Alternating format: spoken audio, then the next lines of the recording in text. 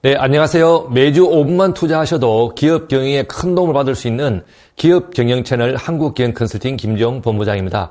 매달 연초가 되면 그 해의 고용 지원 사업이 하나씩 발표가 됩니다. 이번 주에는 최근에 발표한 2024년 고용 안정 지원 사업 관련해서 작년과 비교해서 변경되는 내용 중심으로 몇 가지 안내를 드리겠습니다. 네, 여기서 고령자란 것은 만 60세 이상인 근로자를 말하는데 크게 두 가지 종류가 있습니다. 비슷한 이름들이 많아서 혼동될 수 있으니 잘 구분을 하셔야 합니다. 첫 번째는 고령자 계속고용 장려금이 있고 두 번째는 고령자 고용지원금이 있습니다. 우선 첫 번째 고령자 계속고용 장려금은 사업주가 정년을 연장 또는 폐지하거나 또 정년의 변경이 없이 정년에 도달한 근로자를 바로 계속해서 고용하거나 혹은 6개월 이내 재고용하는 경우에 그 비용의 일부를 지원하는 제도인데 기본적인 내용은 얼마 전에 방송을 통해서 안내를 한번 드렸습니다. 이번에는 2024년에 변경되는 내용 중심으로 중요한 세 가지만 말씀을 드리겠습니다.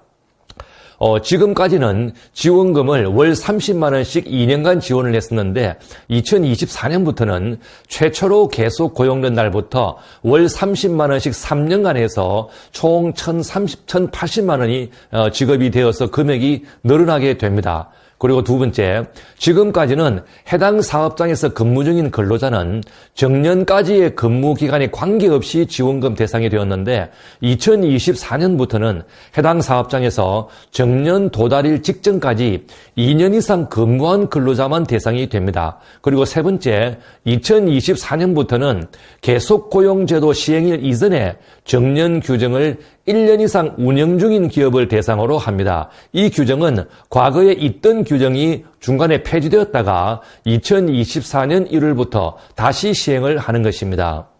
이번에 변경되는 내용들은 2024년부터 계속 고용 제도를 시행하는 기업에만 적용되는 것일까요? 네, 앞에서 안내드린 부분은 2024년 1월부터 계속 고용 제도를 시행하는 기업에 적용이 되는데 단 예외가 있습니다. 지원 금액을 2년 지급에서 3년 지급으로 연장하는 내용은 최초로 계속 고용된 날이 2024년 1월 1일 이전이라 하더라도 2023년 12월 31일 기준으로 종전의 지원 기간 2년이 남아있는 근로자에 대해서는 적용이 됩니다.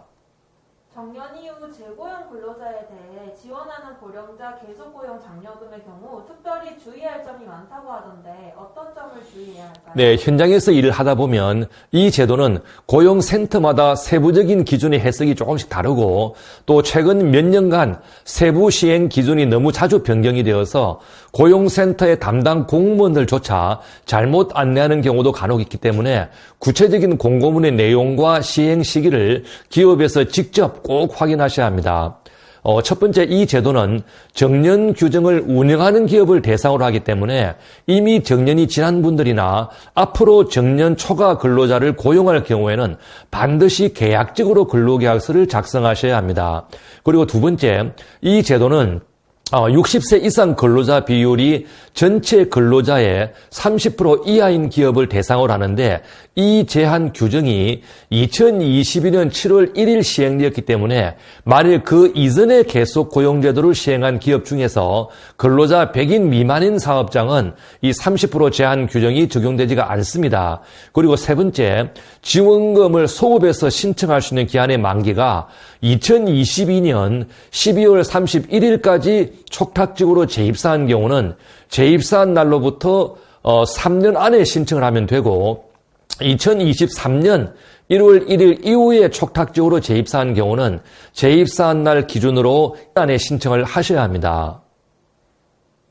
고령자 계속고용 장려금과 비슷한 이름으로 고령자 고용지원금이라는 것이 있던데 어떤 차이가 있을까요? 네, 고령자 고용지원금은 매 분기별로 고용기간이 1년을 초과한 만 60세 이상 근로자 수가 과거 평균의 3년보다 증가한 경우에 인당 분기별로 30만 원씩 2년간 지원하는 것인데 차이가 뭐냐 하면 금액도 고령자 계속고용 장려금이 더 크지만 지원 기간도 고령자 계속고용 장려금은 각각 근로자별로 3년씩 지급이 되는데 고령자 고용지원금은 근로자별이 아니고 회사 기준으로 해서 회사에서 최초 지원금 충족 시부터 2년이 되기 때문에 지원금 기간도 고령자 계속 고용 장려금이 훨씬 더 깁니다.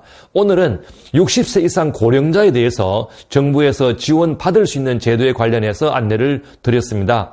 공무원들은 담당 업무가 자주 바뀝니다. 그러다 보니 고령자 지원 제도처럼 제도가 자주 변경된 경우에 부분적으로 잘못 안내하는 경우도 수시로 보았습니다.